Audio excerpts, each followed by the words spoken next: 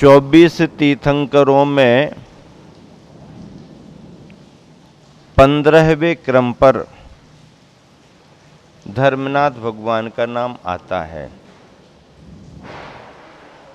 जैन परंपरा में जिन्हें तीर्थंकर कहा जाता है, वो तीर्थंकर धर्म का प्रवर्तन करते हैं। धर्म को तीर्थ कहा जाता है, इसलिए जो धर्म तीर्थ का प्रवर्तन करते हैं वो तीर्थंकर कहलाते हैं। धर्म किसे कहा गया? रत्नात्रय को धर्म कहा गया।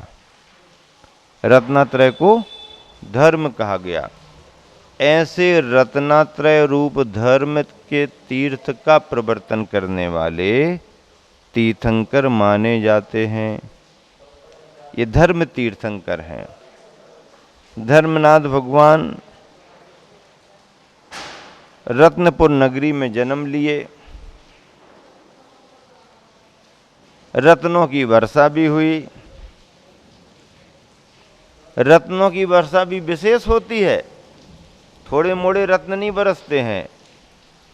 गर्भ में आने के 6 महीने पहले से लेकर गर्भ में रहने के 9 महीने तक, अर्थात 15 महीने तक रत्नों की वर्षा होती रहती है। एक बार में कितने रत्न बरसते हैं? 3.5 करोड़। कितने रत्न बरसते हैं? 3.5 करोड़ रत्न बरसते हैं। और ऐसे रत्न 3 बार और 4 बार भी बरसते हैं। सुबह, दोपहर, सायंकाल, अर्धरात्रि, एक दिन रात में 14 करोड़ रत्नों की वर्षा हो जाती। और वो सभी रत्न ओरिजिनल डायमंड, महत्वपूर्ण, कीमती होते हैं। ऐसे रत्नों से नगरी धन धान्य से समृद्ध हो जाती है। याचकगण उन रत्नों को ले जाकर के अपना उपयोग करते हैं। बचे हुए रत्न खजाने में, भंडार में रख दिए जाते हैं। और प्रजापाल बने धर्मनाथ स्वामी, राजपाट किया। उल्का पात को देख करके वैराग्य का भाव आया। 12 भावनाएं भाई। निर्ग्रंथ दीक्षा को धारण किया, तपस्चरण किया, आहारचर्या की, ध्यान साधना की, शुद्धोपयोग के बल पर शुक्ल ध्यान के माध्यम से घातीय कर्मों को नष्ट किया, केवल ज्ञान पाया, अरहंत अवस्था प्राप्ति, समोसरण की रचना हुई, धर्मोपदेश हुआ, समस्त आर्यावर्त में विहार हुआ। और फिर समोसरण छोड़ करके योग निरोध करते हुए सम्मेद शिखर से अघातीय कर्मों का क्षय कर निर्वाण पद प्राप्त किया। उसे किसी ने धर्म नहीं कहा। दया को तो सभी ने धर्म कहा है, लेकिन अदया को किसी ने धर्म नहीं कहा। अहिंसा को धर्म ही नहीं बल्कि परम धर्म कहा है, लेकिन हिंसा को किसी ने धर्म नहीं कहा। प्राणियों को बचाना धर्म है, मारना धर्म नहीं है। इसलिए महावीर भगवान ने कहा, तुम स्वयं जियो और दूसरों को भी जीने दो। तुम स्वयं जियो और दूसरों को भी जीने दो।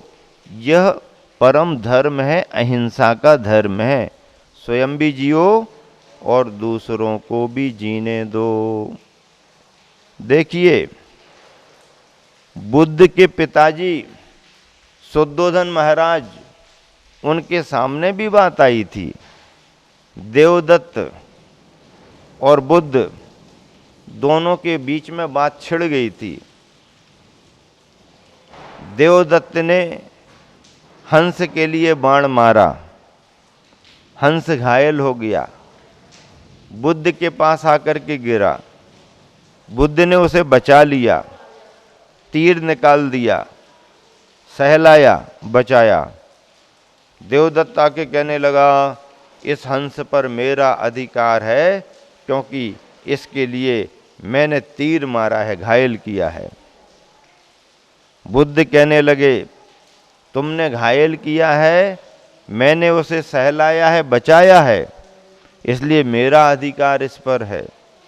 दोनों में विवाद छिड़ गया, समाधान नहीं निकला। पिता शुद्धोधन के पास पहुंचे, उन्होंने दोनों की बातें सुनी और फैसला क्या दिया कि मारने वाले से बचाने वाले का अधिकार बड़ा होता है। मारने वाले से बचाने वाले का अधिकार बड़ा होता है। तुमने मारा तुम्हारा नहीं है, जिसने बचाया उसका है। क्योंकि पक्षी भी मारने वाले से दूर भगता है और बचाने वाले के पास आता है। वो भी जानता है कि क्रूरता कहाँ है और करुणा कहाँ है, क्रूरता कहाँ है, करुणा कहाँ है, दया कहाँ है, अदया कहाँ है, हिंसा कहाँ है, अहिंसा कहाँ है। पक्षी भी महसूस करता है। इस तरह से गुरुवर आचार्य श्री धर्मनाथ भगवान की स्तुति लिखते हुए ये भाव प्रकट कर रहे हैं कि दया धर्म बर धर्म है। दया धर्म का मूल है, ऐसा भी कहा गया। दया धर्म का मूल है।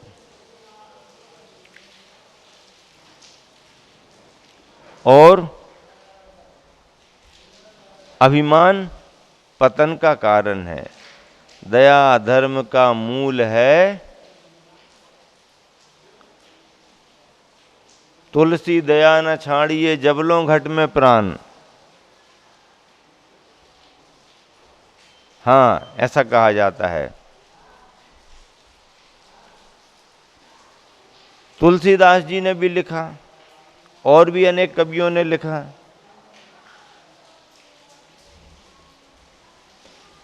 धम्मो दया विशुद्धो आचार्य महाराज ने लिखा, कुंद कुंद स्वामी ने।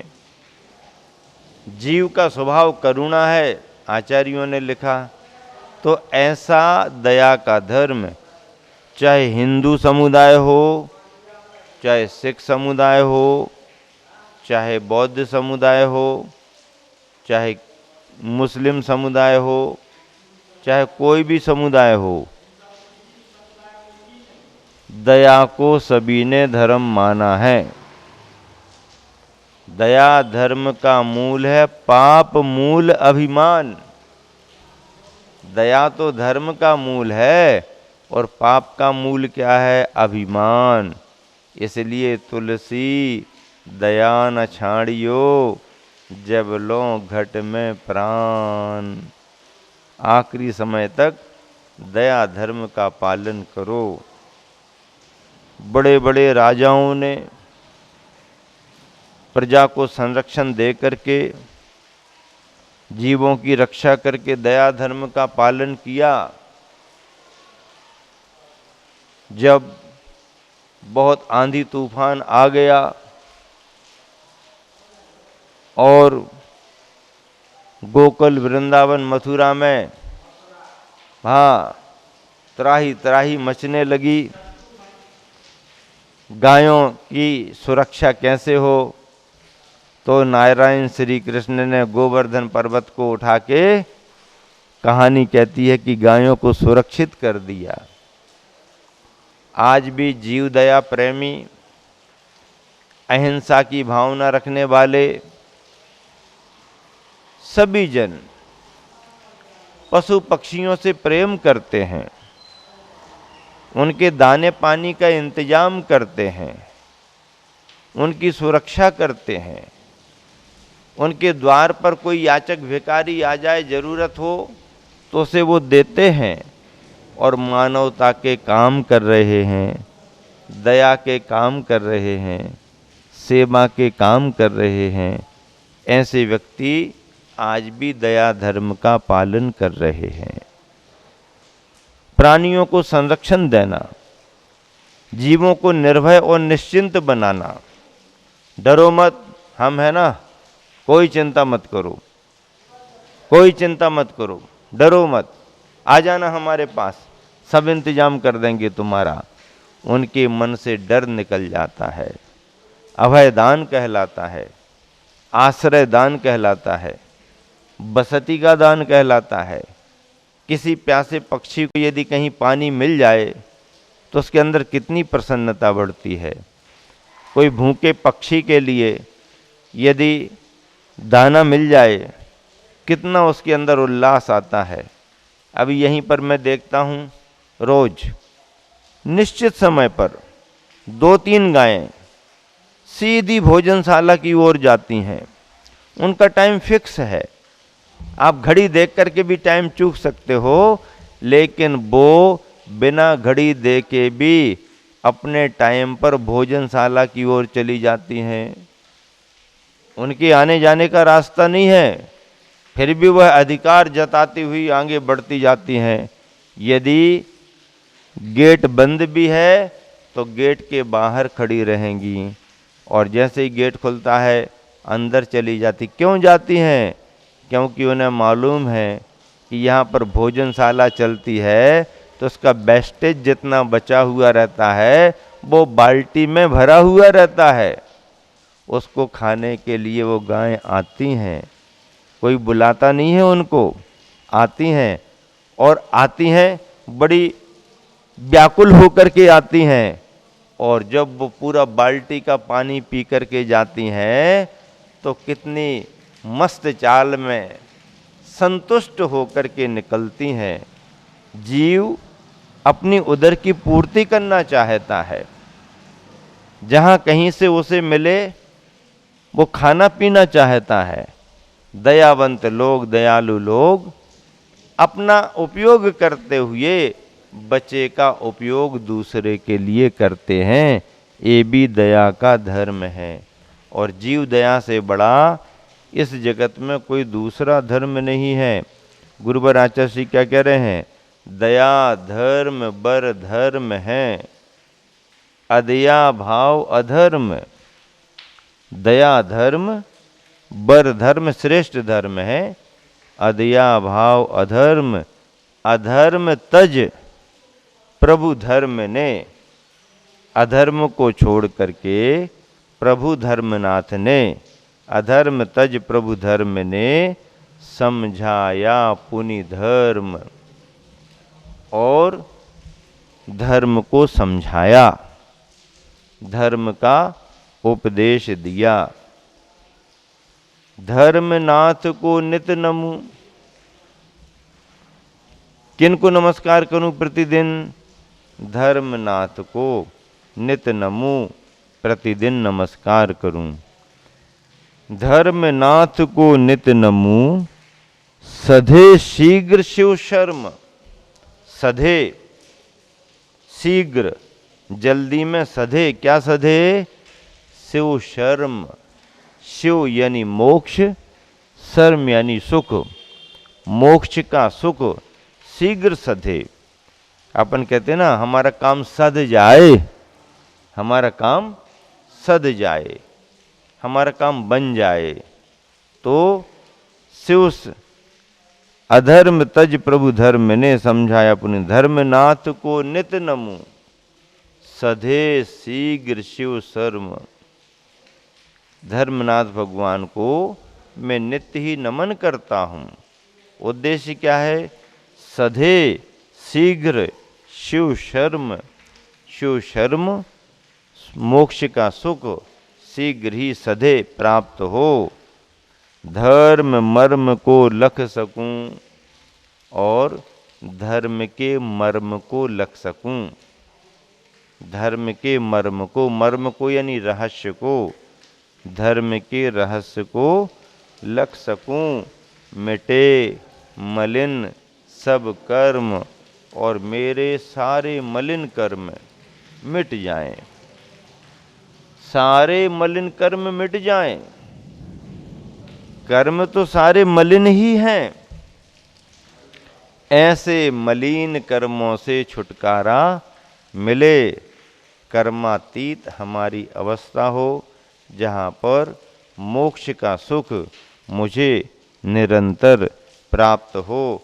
लेकिन यह सब पाने के लिए धर्म मर्म को लग सकूं, धर्म के मर्म को लग सकूं। धर्म का मर्म क्या है? धर्म का मर्म तो यही है कि जिसके मन में दया का भाव है वो धर्मात्मा है, जिसके मन में क्रूरता हिंसा का भाव है वो अधर्मात्मा है। धर्मात्मा की पहचान दया से होती है, और दया किसी व्यक्ति से बंधी हुई नहीं होती है। दया तो प्राणी मात्र के प्रति होती है। अपने के प्रति दया करो और पराये को डंडा मार दो, ऐसा नहीं। और भैया यदि दूसरे की सेवा नहीं कर सको तो मत करो, पर डंडा तो मत मारो। गुरुवर आचार्य श्री कहते हैं, मरहम पट्टी बांधकर व्रण का कर उपचार। किसी को घाव हो गया है तो मलहम लगा दो, पट्टी बांध दो। मरहम पट्टी बांधकर व्रण यानी घाव का कर उपचार। ऐसा यदि ना कर सको तो डंडा तो मत मार। अरे भैया इतना नहीं कर सकते तो मत करो, डंडा भी तो मत मारो। सेवा करना तो दूर की बात है, उठाया डंडा और मार दिया। दयावान कैसे हो गए तुम? दयावान होने के लिए अपने पराये का भेद नहीं करना पड़ता है। दयावान होने के लिए कोई भी प्राणी हो, भूखा है, परेशान है, दुखी है, अल्पायु वाला है, पागल है, मतिमंद है, अनाथ है, याचक है, विकलांग है, ऐसा कोई भी मनुष्य में अथवा पशु पक्षियों में कोई भी परेशान होता हुआ दिख रहा है तो उसकी आवश्यकता की पूर्ति करके उसके कष्ट को दूर कर देना, यह दया का धर्म है और इसी को मानवता का धर्म कहा जाता है। ऐसे धर्म मर्म को लग सकूं, मिटे मलिन मम कर्म।